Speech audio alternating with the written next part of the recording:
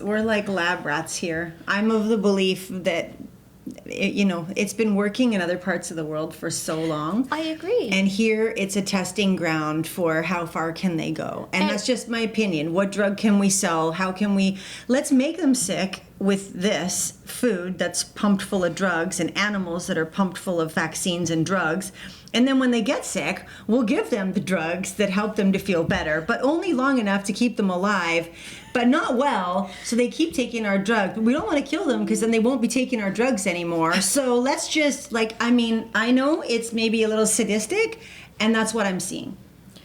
I don't think it's as sinister as that, Meeka. That's what I see. I think they're trying to... Real women, real lives, real stories. This is the Ladies in Power podcast. Unfiltered, unscripted, and refreshingly authentic. We're not holding back, and maybe after this, neither will you. Let's go.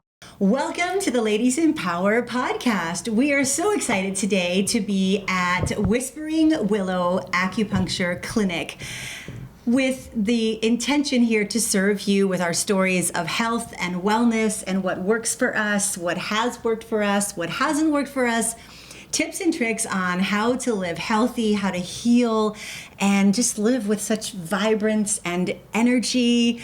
And I'm really excited about today's topic, and I'm loving our colors today. Yes. This beautiful wall. Oh Yes, my gosh, It's gorgeous. And this clinic is absolutely stunning. So who would like to share first about a health experience or a wellness idea or something that you've been through? I mean, I'll share. Okay. She wanted to share from the beginning, but I guess that was a nice way of letting the rest of us have a moment. Go ahead, Meeka, you share.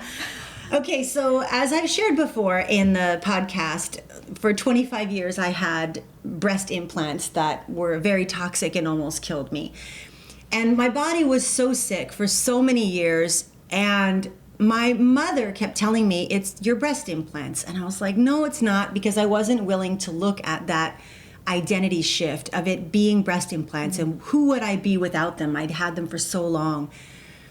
When I finally came to the idea that maybe my mom was right again, I looked into traditional Chinese medicine to heal myself, because I'd known of so many women who had been to regular doctors and their bodies had been butchered. And this is nothing against doctors, because we love you, doctors, and we need you.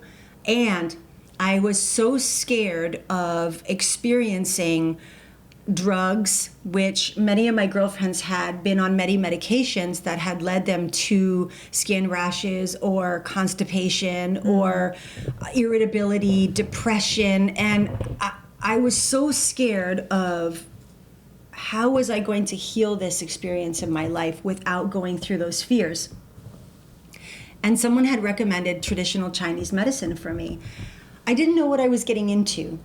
All I knew was there were needles, and I'm terrified of needles. So I was more terrified of the pharmaceutical avenue and went for traditional Chinese medicine, acupuncture, and I truly believe it saved my life.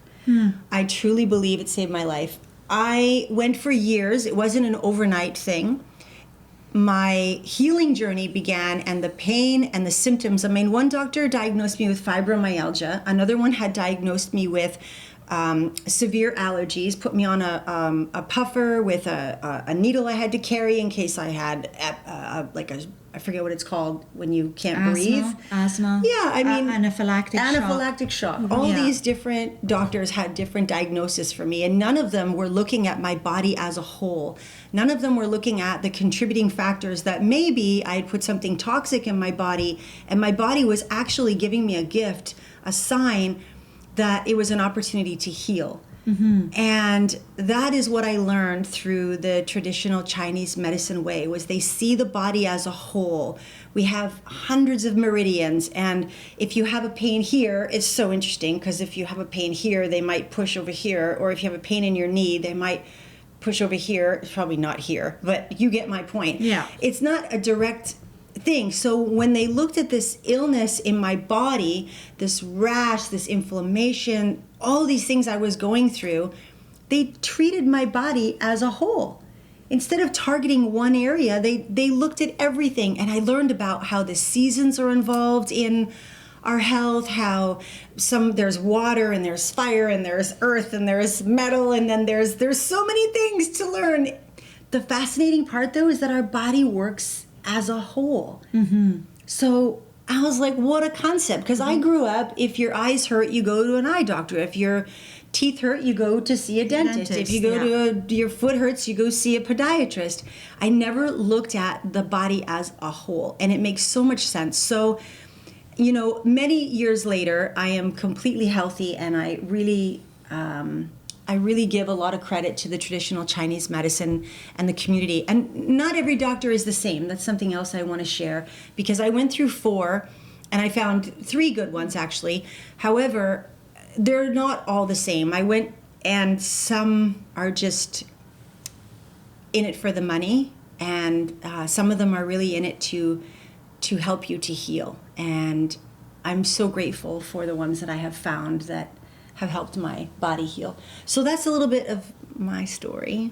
I mean, there's more. That's why we're here today. I mean, at the clinic of 2 of the people that really helped you, which is Dr. Anna, if I'm right. Yeah, Dr. Anna and Dr. Daniel. I mean, they're incredible healers. Dr. Amiri, which, I mean, these flowers come from them. Yeah. They just took us to their garden. This is incredible because I am a princess and I don't travel well. And we had to drag all this stuff here. So let me tell you, these girls heard enough bitching from me as to why I'm carrying this. These hands were made to do greater things than carry furniture.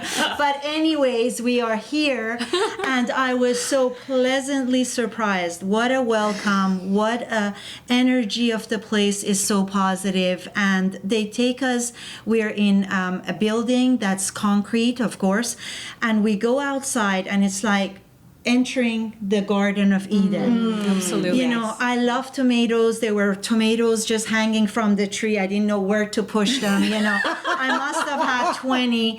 And poor Dr. Amiri, who's one of the guys who work here, thank you, Ali, for your fruits. He's trying to pick them off the tree. He's a cute little man with happy arms, you know, trying to get these fruits. And then he's chopping them out back there, and he's presenting these pears. I mean, just amazing. The doctors, so sweet, so caring. And we're here because Meeka had such a pleasant experience.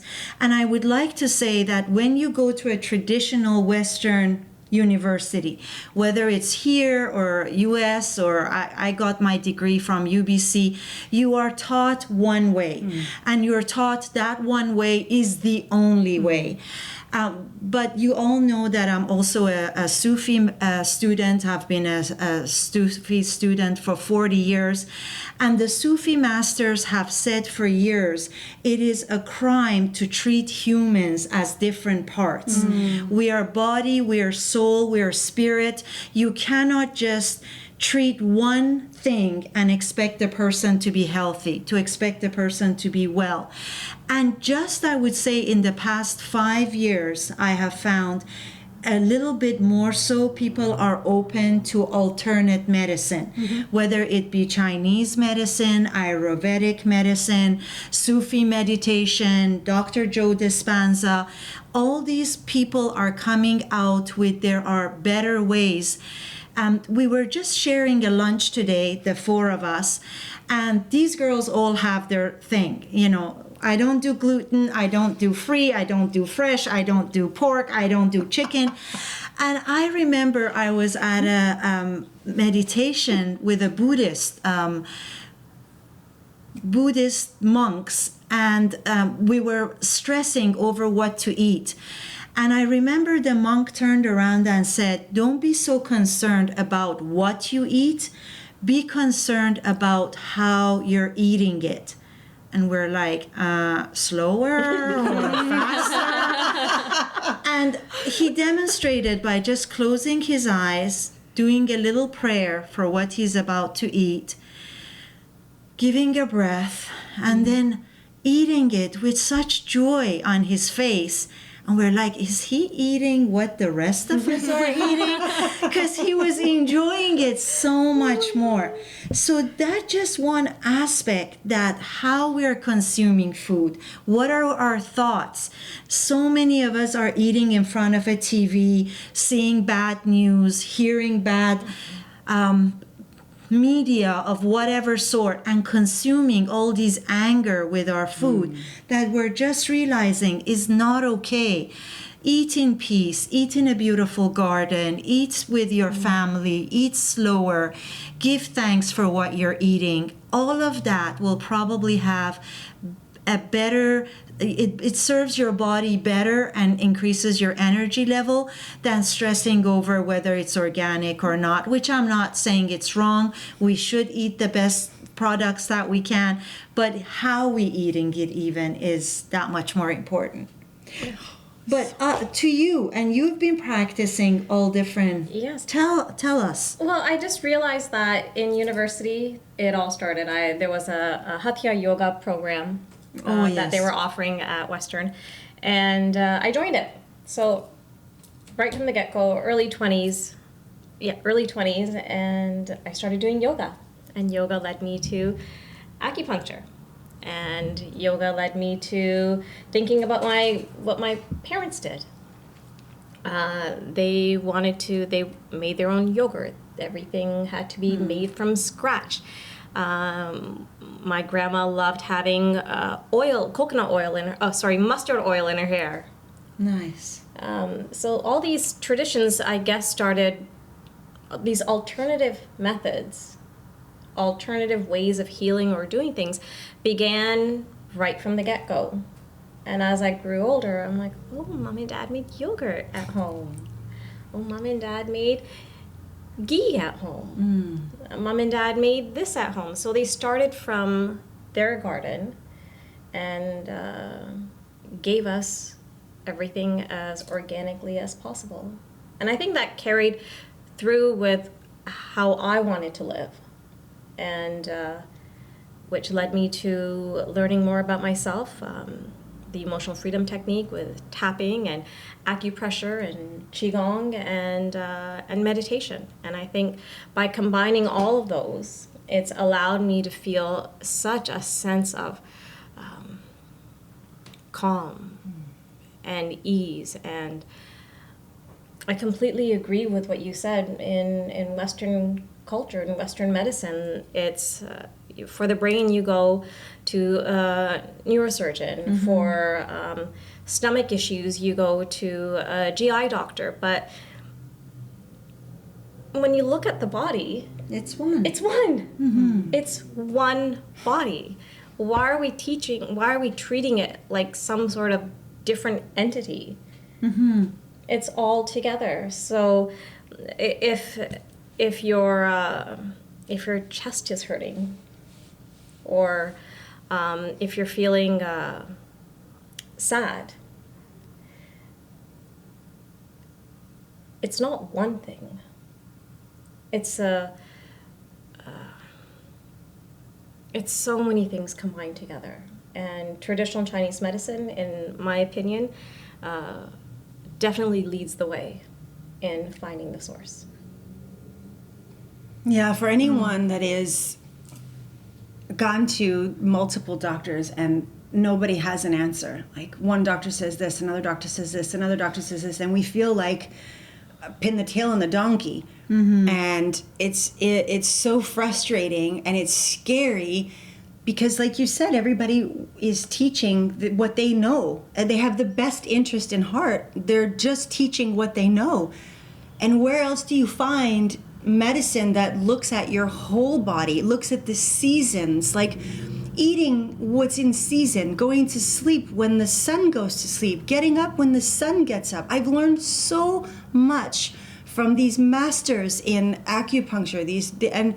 These traditional Chinese medicine doctors are healers because they're looking at the fundamental reasons that your body is in in chaos or in dis-ease. There's dis-ease in the body, and they're looking to find ways to bring the ease in. It's I mean, there's so many things, and I believe when we finish this podcast, we'll put some visuals up on the clock, because each hour as you sleep and each hour of the day, different parts of the body are healing. So if you're going to bed too late, you're missing a key time for your lungs or your spleen or your kidneys to have that time to heal. If you're waking up in the morning and you're having coffee right away when the liver or the kidneys are cleansing, you're injuring that beautiful cleansing process that God, nature, source, whatever you believe in, has given us. And I'm learning so much through that belief system of the traditional Chinese and they've been doing it for like 5, 6, 7,000 years, y'all.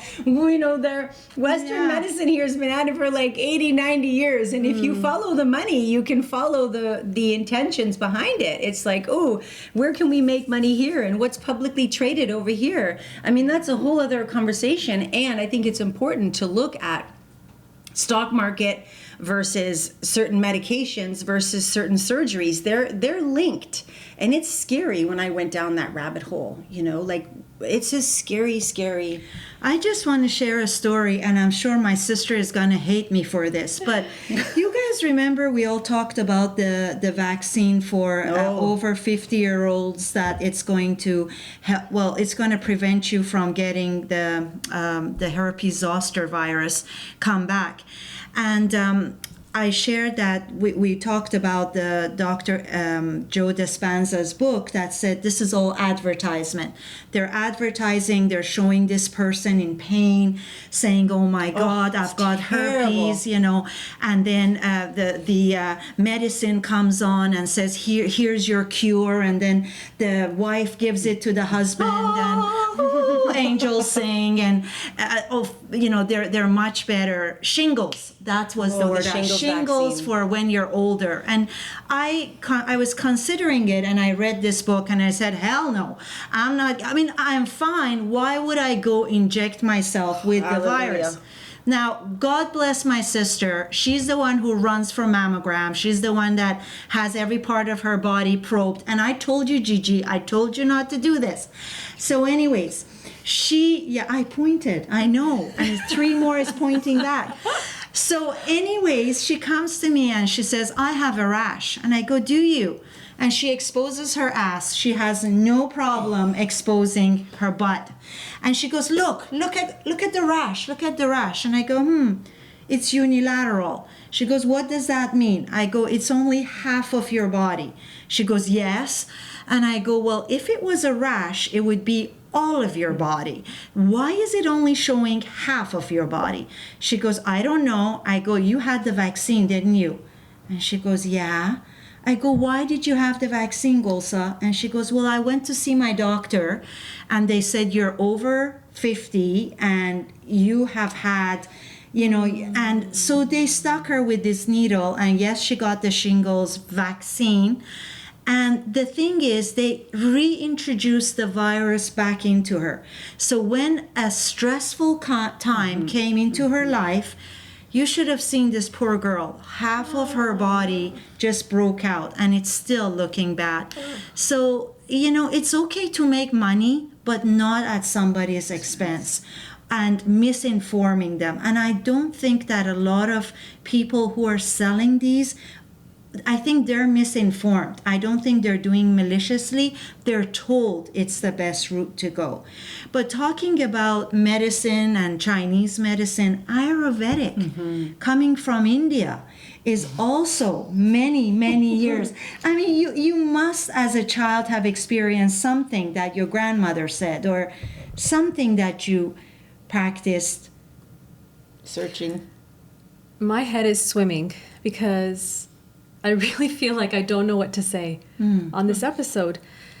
It's swimming because I'm coming as a Western trained healthcare provider. Oh, Yeah, right. that's right. And oh my gosh. Yeah, and so all of what you've said is true.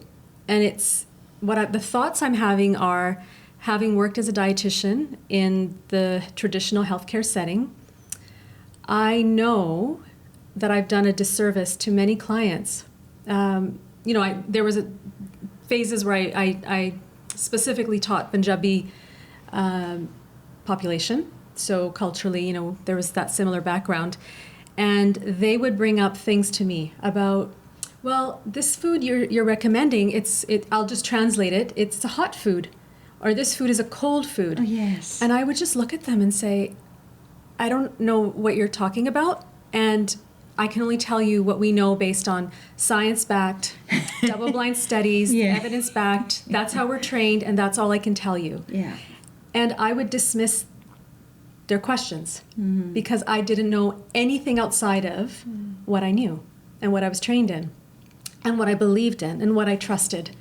So I recognize, though, that was a disservice, because rather than doing my part and getting more awareness around it and opening myself up, there was definitely many, many, many years where I didn't do that work. I chose not to do that work to inform myself of other possibilities, because I think I had this internal belief that what I had learned was the superior way. Yeah. Right?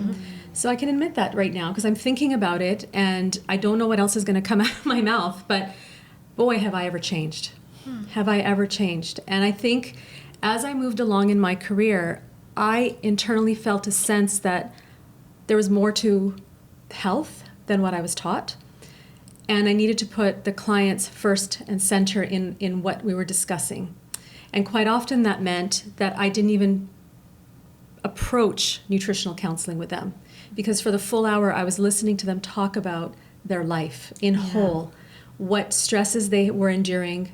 Many times prior to a diabetes diagnosis, and I have no stats to prove this, and I'm not going to state it as a stat, it's just my observation that there was always, not even always, I noted that sometimes people had quite a devastating loss or crisis occur in their life prior to a diagnosis of diabetes. A spouse had died, a child had died, just some really horrific things that were occurring. And so it just, things start to kind of go off in your mind that, how does stress play a role in this? Yes. And then I always heard myself asking people, tell me about your relationship to food. And I know I've talked about this on another episode, because I was following my intuition that there was more to it than just, here's a prescription for what you should eat. You will be fine. Yeah. You will cure your disease. I knew as I got towards the latter part of my career that there was more to it, and I started moving into that direction. Now, you're not always given the freedom to do that, because again, there's sort of this, you're within a framework of, are you providing science and evidence-backed information? Right. And that's very important in our training. So I think I just found myself feeling less and less of a service and more of a disservice until I could get out and really start to explore. And then there was just a really interesting path that started me on the exploration of holistic health. And the first thing that comes to mind is a girlfriend who referred me to another woman and just said, you need to go see her for your perimenopausal symptoms. She will help you. And because of the trust I have in my girlfriend, I blindly just said, sure, I'm going to go. So we chatted on the phone, and I told her about what I was going through, and she said, I think I can help you. Here's some of the offerings that I have. And I said, I'm going to book 12 sessions with you. Let's just see where it goes.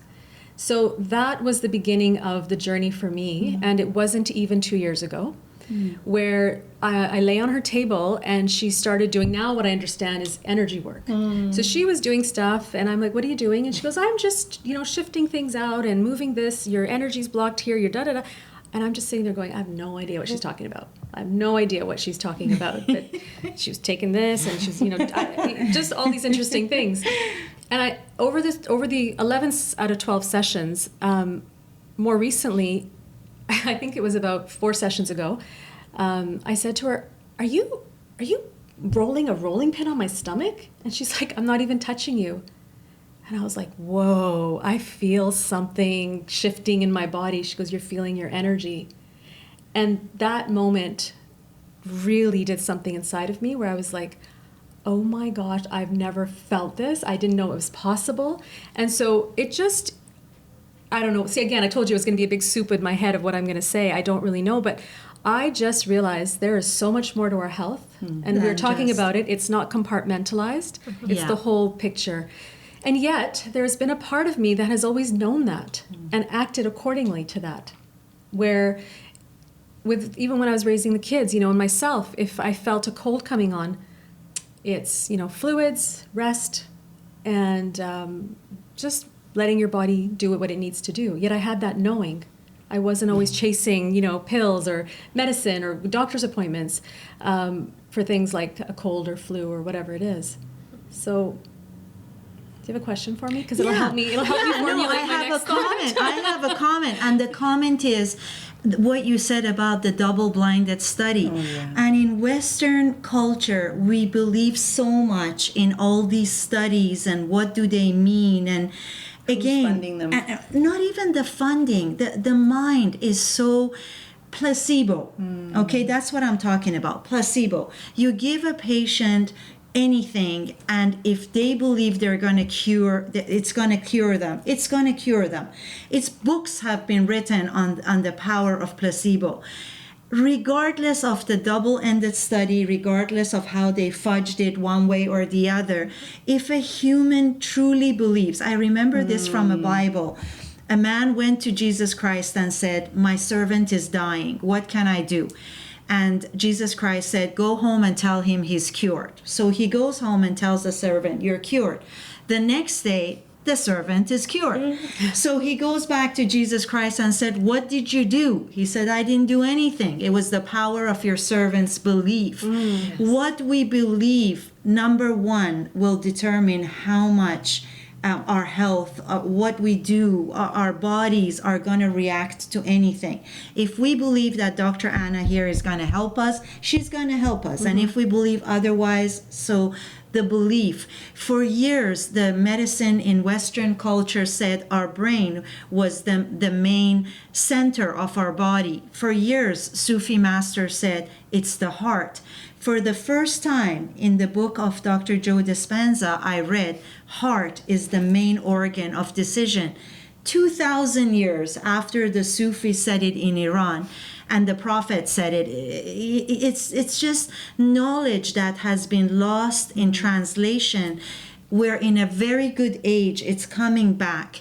People are questioning the things that are being told. People are believing, if you looked at any of our past podcasts, that they can heal themselves, and they're looking for alternate ways to do that.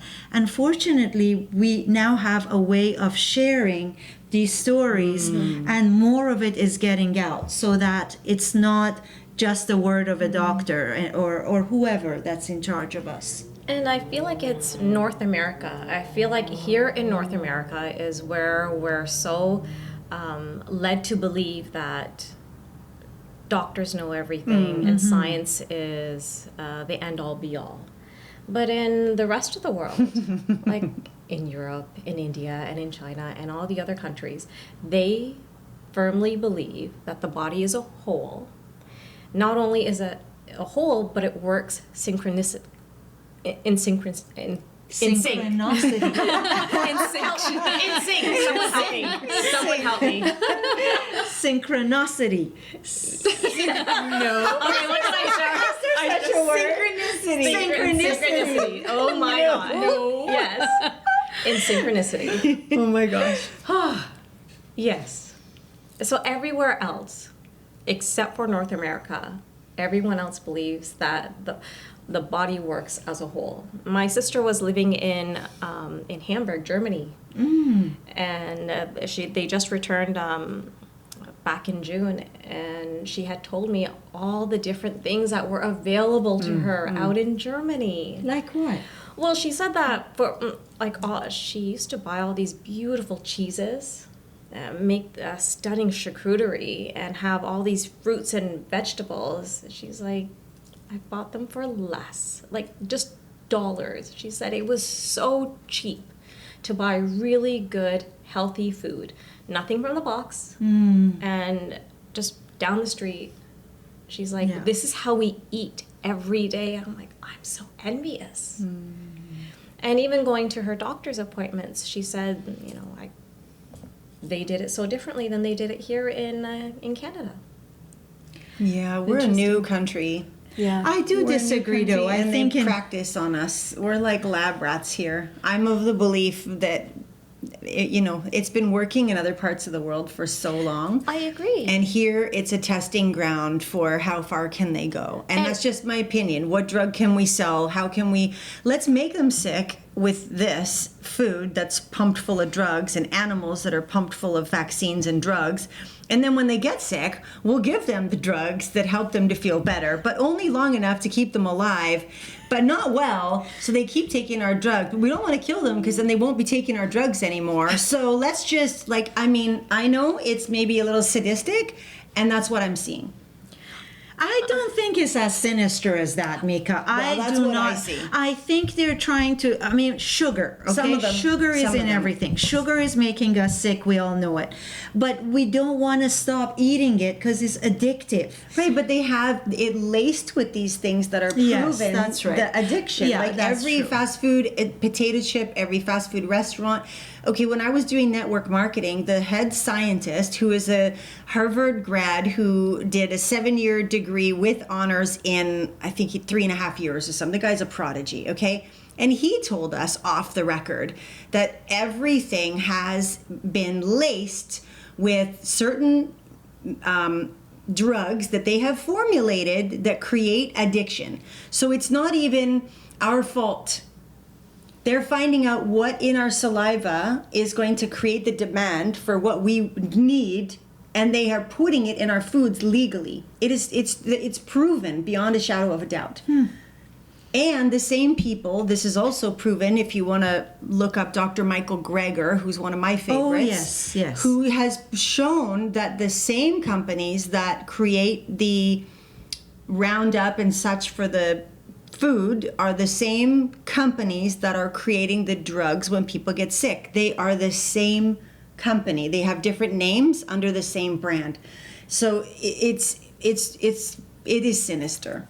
So I think it's our prerogative to seek out other modes. Yes. Other ways Yes. of getting better. Yes, like growing food on the rooftop, like they do here at the acupuncture clinic. Absolutely Growing stunning. their own herbs so that they know exactly what love and nurturing has gone into the medicine that they're giving to their clients. Like, never have I seen such love and compassion to go into that holistic healing that you... It's time for our Ladies in Power Sponsor Spotlight, where we shine a light on local businesses that truly change lives.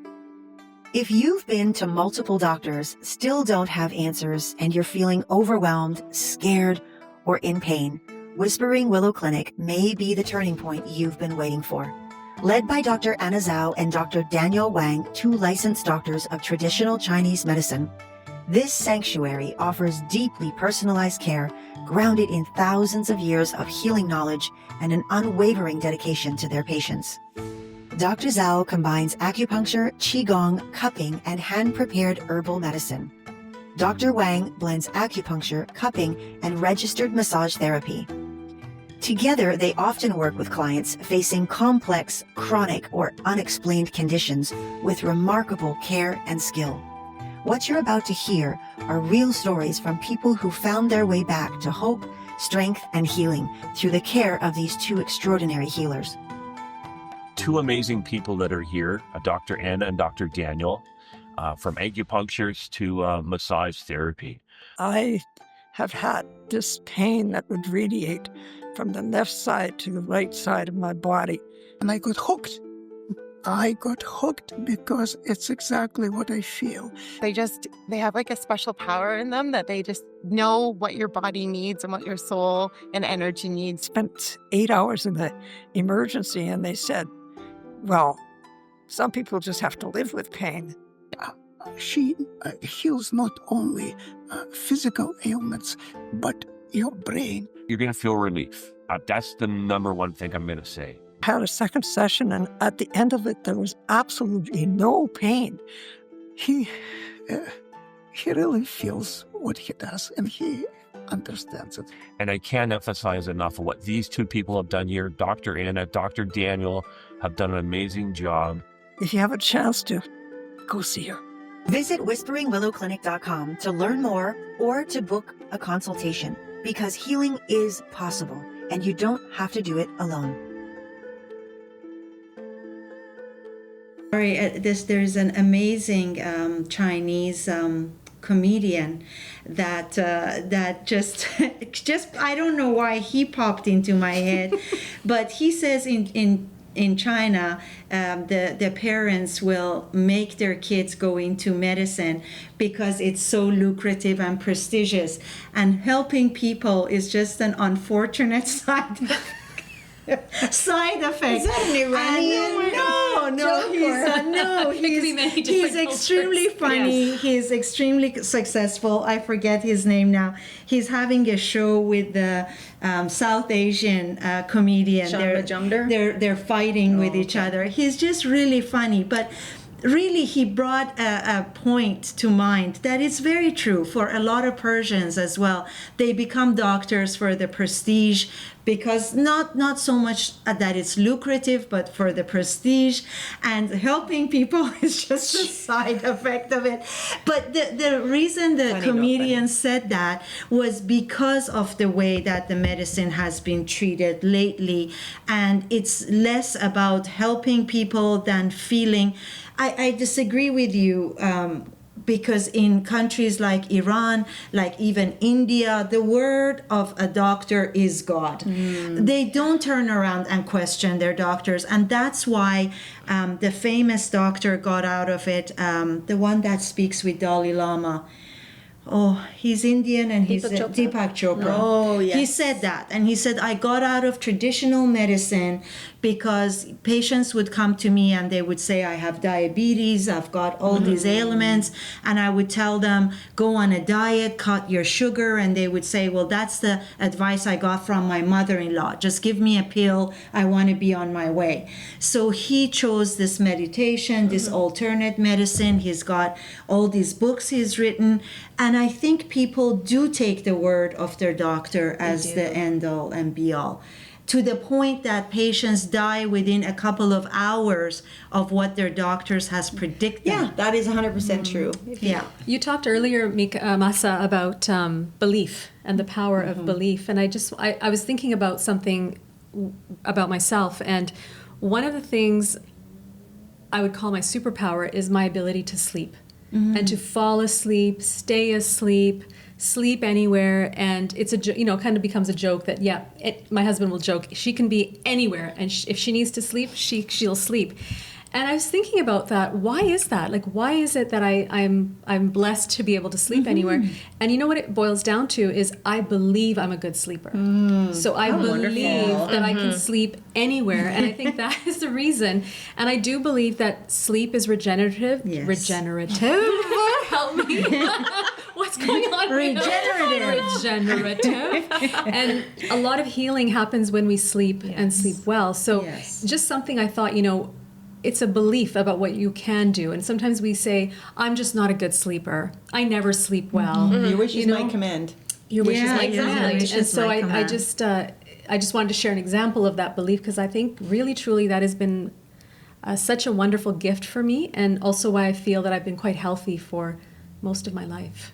Yeah. Which is what Meeka was talking about, sleeping at a certain time, That's waking right. up at a I certain time. learned that from Dr. Daniel and Dr. Anna. Thank you to both those I've learned so doctors. much from them. It's mind-boggling how much I've learned from them. Not to worry about little things, about protecting our energy, and where are we putting our energy. And I mean, there's so many things I've learned. There's so much wisdom from them. It's beyond the treatment of acupuncture. It's really shifting the mindset, clearing the negative energy, the oh my gosh, there's so many benefits. Like, Have you learned a technique on how to clear the energy? yes, through meditation. So they're both incredible meditators, and they practice what they preach. And through meditation, through quieting down, listening to the body, and then setting that intention. And gratitude is a big one that I learned from them all the time. Gratitude. Yeah. One of the techniques, there's a couple of super cool techniques that people can use to really calm themselves down. And so this is the K27 point. And what we do, this is the point where I tell clients just to tap all the time. And what it does, this is the kidney meridian. It's part of the kidney meridian. And there are other meridians that go through here. But the kidney holds fear. And when I'm tapping with clients, and they're everywhere, I just ask them to rub here, or we gently tap here, and they let me know what's going on. And as we're talking, I can visibly see their energy completely shift. So whatever they're saying, by tapping on the meridian points and them talking about their emotions, completely brings down their cortisol levels by 43%, but it also shifts the rest of the meridians. It completely shifts their energy because their emotions are being validated. So we're not saying we're going to think about something positive. We're talking about all the different things that are going on in their life. And we're just tapping here, but there is a complete shift in their body when we tap here. It's one of my favorite points. Another great point is the triple warmer point, and we tap right here. Triple worm?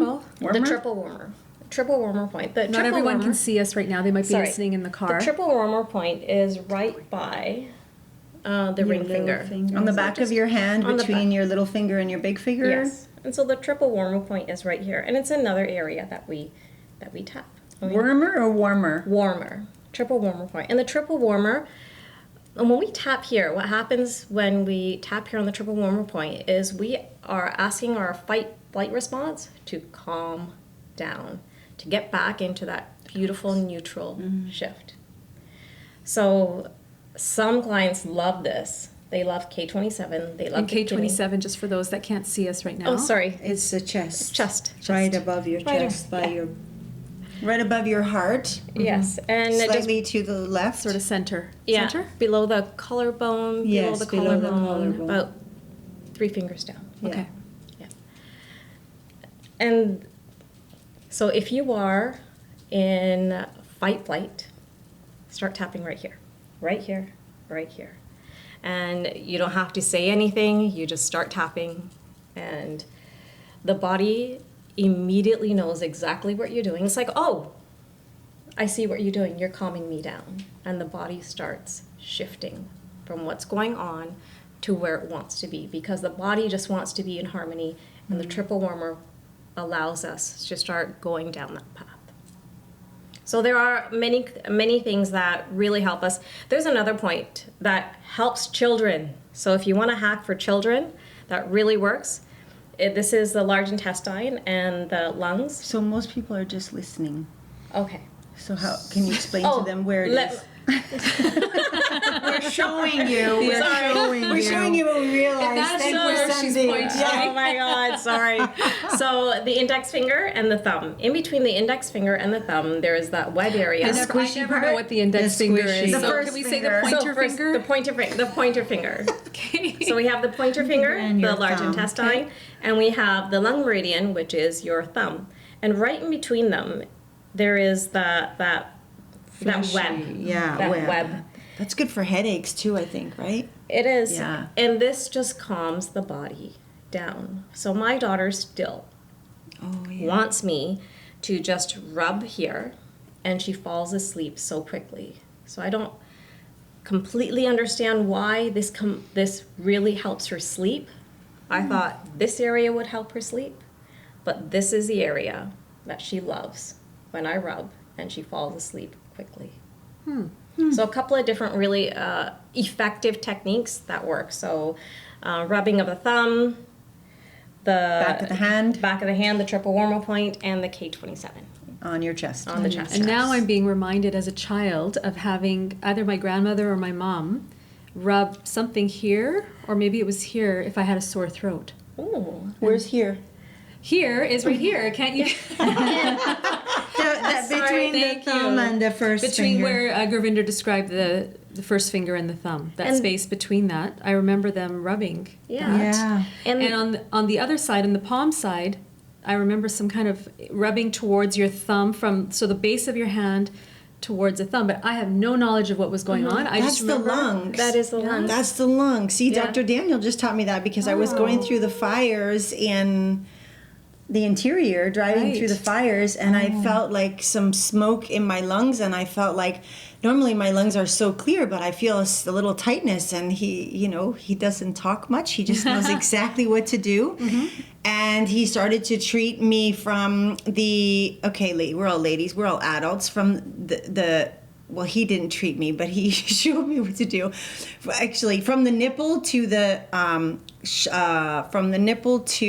collarbone, so straight up, and then over to the shoulder, and then down the front of your arm, all the way to that squishy point at the base of your thumb. So he taught me to tap it. And you tap a little heavier on the chest part, and then all the way down, a little heavier on the center of your forearm, all the way down, and that probably sounds awful on the microphone, sorry, down to the squishy part of the thumb. And so I've been doing that for the last 2 days, and I feel completely clear. Nice. Completely Incredible. clear. Yeah. And the That's a lungs, great question that you asked. Is there any techniques? Yeah. and the lungs also carry sadness and grief. That's the other thing. The lungs carry sadness and grief, and when you're letting things go, either pulling here or tapping there, that's exactly what's happening. So you are physically letting your body know we can let go of the sadness and grief. The other point is for anger, the liver meridian. So when we're tapping with clients and a lot of stuff is coming out and they're really angry, we will go on the liver meridian. And so we will gently rub the liver meridian, which is the bottom of the rib cage. So we find the sternum and we cup the hands and we move our hands all the way out to the end and flush out whatever The anger end, you there mean the is. back? At the back, yes. So we flush it out. And Bye-bye. we gently follow the ribs. We gently follow the ribs and gently massage out into the back. And that really helps calm clients down too. So a couple of really great things. And you notice that when you are in anger and you're going by the liver meridian, that it hurts. That it actually really hurts. And after a couple of tries, maybe the 5th time, you'll notice that the pain is completely gone. And it's such a nice relief. What I love most is we're talking and tapping and letting everything go all at the same time. Wow.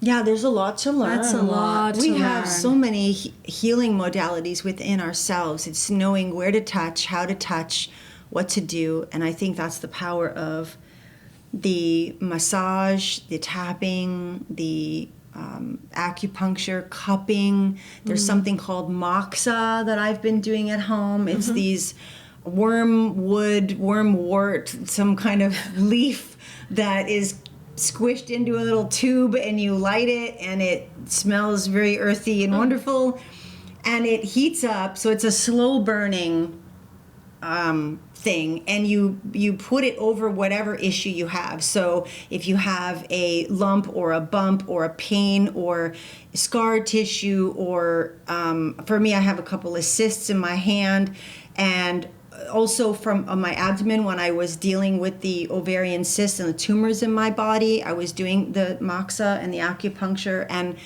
they're all gone. So there's so many techniques that we just need to learn about that are from nature, from God's green earth, with the right healers can give us the guidance. And I don't know, there's something about just being on a table and allowing somebody who you truly believe has your best at heart. Like, they want to see you well. They're not wanting to rush it, because I think a lot of people want to give you a quick fix so that they can prove that they were right or that they were the hero. But that's a Band-Aid fix versus working on the underlying root cause of the challenges, which take time. Things take time to happen, so they often take time to unhappen. And I'm just so fascinated by all the different ways that we are, and the honesty that we've had here about. It's important. It's important to be honest. And I think honesty is what helps open everyone who's listening to us, watching us, feel that, you know, what's my journey been? And I don't feel like I'm judging myself for the things I didn't know. So I hold a lot of grace for myself, and I've learned that. And even what I say today, as I learn, I might look back and say, oh, wow, I really didn't know much back then. But that's okay. That's called evolution. And I'm going to welcome that. And I'm going to allow myself to say what I need to say today and share what I need to say today, because that's what I knew today. One of the things I just want to share really quickly, because I didn't realize until probably this past year about the power of breath.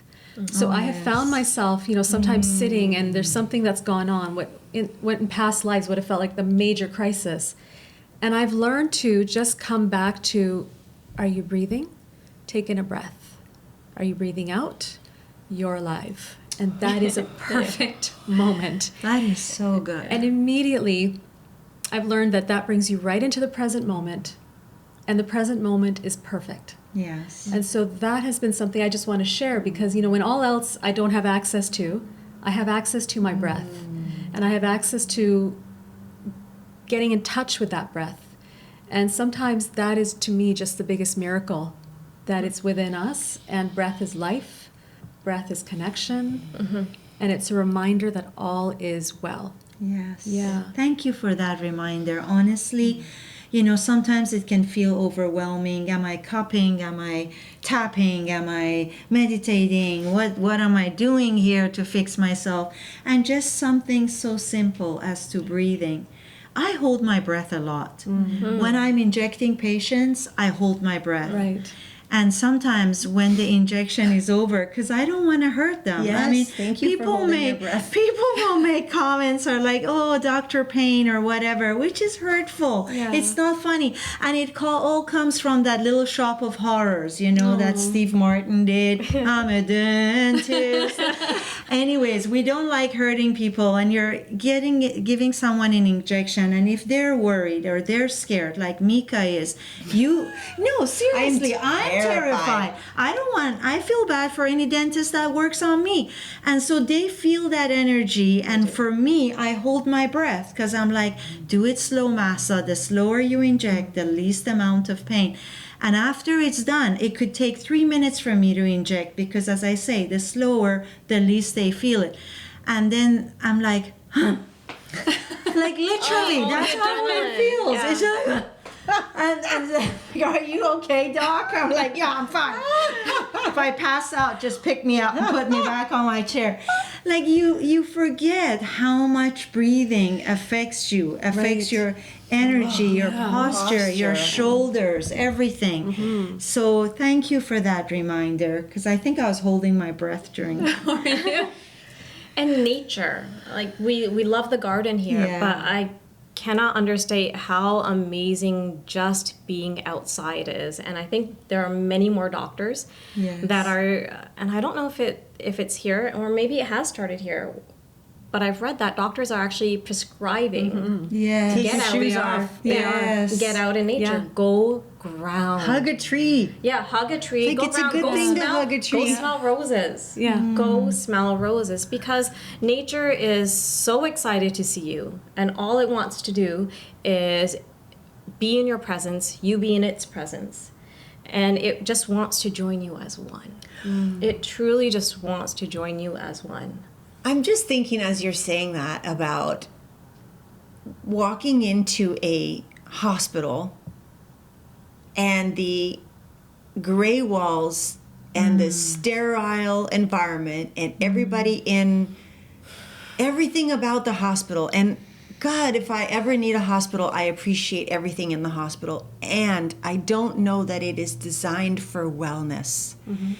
When I walk into a place like Whispering Willow, and there's a fountain, and there's nice lighting, and there's green plants everywhere, and there's fresh flowers, and there's herbs growing, and fruits, and And the environment here is so warm and loving. There's statues and Buddhas, and you just walk in and the whole world shuts off. And that is a space for healing. That happens in your clinic, in your dental clinic. For a dentist office, you have the most incredible dentist office I've ever been into in my life. Angel Care Dental is you walk in and there is the artwork and the music and the scenery, the walls, the lateral light coming in, everything, all of your receptionists, the beautiful angel wings. The bathroom has gold in the wallpaper. Like, it is absolutely incredible. And you've said, well, I'm spending 35 years of my life here. I want it to be nice. Well, this is just to your point about getting into nature, your environment really matters. So when you're going for somewhere to heal, make sure that environment is set up for you to heal, to notice your breath. Yes. Yeah. Another interesting thing I've noticed, I love what you just shared, which is such a wide contrast between, certain environments. Yes. And one of the things for me that comes up now is noise. And the contrast between what does nature sound like and what do noisy places sound like and what do they do to your nervous system. Oh my gosh. Parts of the city, you'll walk in a part and feel, a lot of noise. I never used to notice that before, but now I notice lights being too bright, too much noise, traffic noise. I won't walk on certain streets because I just prefer not to listen to the cars driving by, and we'll find the quieter streets in the neighborhood or find a park to, but it's the interesting contrast of noise too. I think being in quiet is just more conducive to healing. 100%. And the reason why we love quiet is because we are attuning into ourselves. And when we attune into ourselves, we can hear all the amazing whispers the universe wants to share with us. I mean, when we have that quiet, we start releasing if you're really quiet, you get to release theta brainwaves.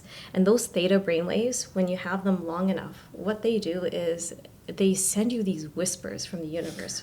Well, actually, that's why the clinic was named Whispering Willow. Yes. To whisper. I can't see them. That's lovely. That's I didn't know that. That's beautiful. Isn't that beautiful? Yeah. That's beautiful. The whispers of the universe, we hear longer when we are outside in nature and we are in our beautiful theta brainwaves. And you can hear what you need to hear. So if you have a question that has been percolating inside of you, when you're outside in nature and you have that quiet surrounding, the answers come up and you hear them. You actually hear the answers instead of you going, what was that? What was that? And it's gone, it's fleeting. But when you're in that moment, when you're out in nature, in the quiet, your brainwaves are just nice and calm and you hear what you need to hear. That's why having that quiet is so important for us. We get to make the decisions. Instead of the brain completely taking over us, we get to choose. And I think that's what all of us are always striving for when we're out in nature or having that quiet time, us controlling us, not the other way around. I listened to myself when I, had this mass in my body. And I don't know if I shared this with you, but my mom in her 40s had the same thing. No, you didn't. And she went to a traditional Chinese medicine doctor. This was 35 years ago, before it was in. And they did acupuncture on her, gave her herbs for tea to drink twice a day, and had her put castor oil on her belly every night with a heat pad. And when she went in for the surgery to have her ovaries removed, when the doctor opened her up and they took the ovary, the mass inside of it had completely dissolved. Oh, wow. And it was a matter of time. If my mom had trusted the whispers and kept on, she never would have had to give up her ovaries. So she was the reason that I came to Chinese medicine. She had this miraculous, but she didn't trust enough. She didn't wait. You know, she had the surgery, but she was, like I shared in the past, you know, was there when I didn't believe in myself. And I can't say to anybody that you can be healed for sure by any modality whatsoever, right? That's not, I can't legally say that, and I don't know for sure, and no doctor can tell you for sure, just like a doctor can't tell you have 6 weeks to live. Yes. That just pains me to know that story over and over. I can, though, share with you that the outcomes of things like Ayurvedic and traditional Chinese medicine have way better outcomes in my experience treating the body as a whole than anything else out there, without harming the body. No side effects. No side effects. No side effects. The side effects that you might get, though, I do have to say, is joy. More energy. Euphoria. Joy. Euphoria. Joy. Bliss. Oh my gosh. My mom had all of her teeth, so I have so many stories. My mom had all of her teeth taken out, upper and bottom, to put in dentures. Okay, sorry, Mom, but you just did, and I love you for it. Yeah. And I told her that when I had my explant surgery, and I had 42 stitches here and 42 stitches here, and they literally had to cut out not only the capsule, but a bunch of the breast tissue and muscle, and it was scrape the ribs and close to the lungs, like a horrific surgery. And I took no, and I mean no, pain medication. I was given traditional Chinese herbs to manage my pain that have no side effects. And I ended up, I took none, zero, zilch for that entire, and I had no pain. So when my mom had her dental surgery, and she has blood pressure challenges, which are completely normal now, thank God. I asked Dr. Tai, this is before Dr. Anna's practice was here and running. She was working with Dr. Tai, actually. And Dr. Tai gave us a prescription for my mom to help with the pain. And my mom had no pain. None. Zero. That's crazy. With all of her upper and lower teeth taken out. And I watched Dr. Tai treat my mom and said, I can't promise you anything. Like, you know, they can't make promises. You just can't. Which is too darn bad because it works. And so I had to share that, because if you're ever going for a surgery and you're looking for an alternative, go and see a traditional Chinese medicine doctor that has an understanding of pharmacology in the way of herbs and herbal teas, and you'd be just absolutely blown away that you can have solutions without side effects. Brilliant. 100%. So passionate I feel about like there's so many more stories to share. Yeah. Sadly, we're out of time. Oh yes. Sadly. But There just was so a many timer have come there. up. So many have come up, even for all of us. A few Ayurvedic ones even came up to, but another time. Another time. Sure. For sure. Yeah. Meanwhile, I hope you enjoyed the roses, whoever can see us as much as we did. They are absolutely fabulous. They really are. Yeah. I was going to take a sniff. Oh my God, yes. Oh my God. Thank you, Dr. Anna, Dr. Tai, Dr. Ali, for these beautiful roses, for opening up your clinic for us to be here, for nurturing us with your love, your genius, your time, your just everything, your hearts. As soon as you walk in the door, you just feel love. You do. Nothing but love. And I believe you're going to get a massage. I am, if I'm lucky, if I have been good. I'm here once a week. It's my non-negotiable. Yeah, I'm so privileged to be here, especially to share this place with you. Yeah, thank you for the share. Thank you for introducing us to these wonderful doctors. Really grateful to you. Yeah. And on that note, Yeah. see you next time. All of you, that's amazing. Aww. Really, so profound. Yeah. Thank you. I'm really, really touched, not just emotionally, but even spiritually, yeah. You guys just such a wonderful people, wonderful souls, yeah. It's just so amazing. Thank you. Oh my goodness. Thank so you so much. Such depths of life, that is just absolutely amazing. Yeah, you're all great teachers, yeah. We need people like you in this world, for sure.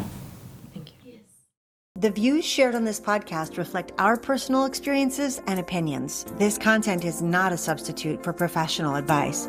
Please consult a qualified expert for any medical, legal, or mental health concern.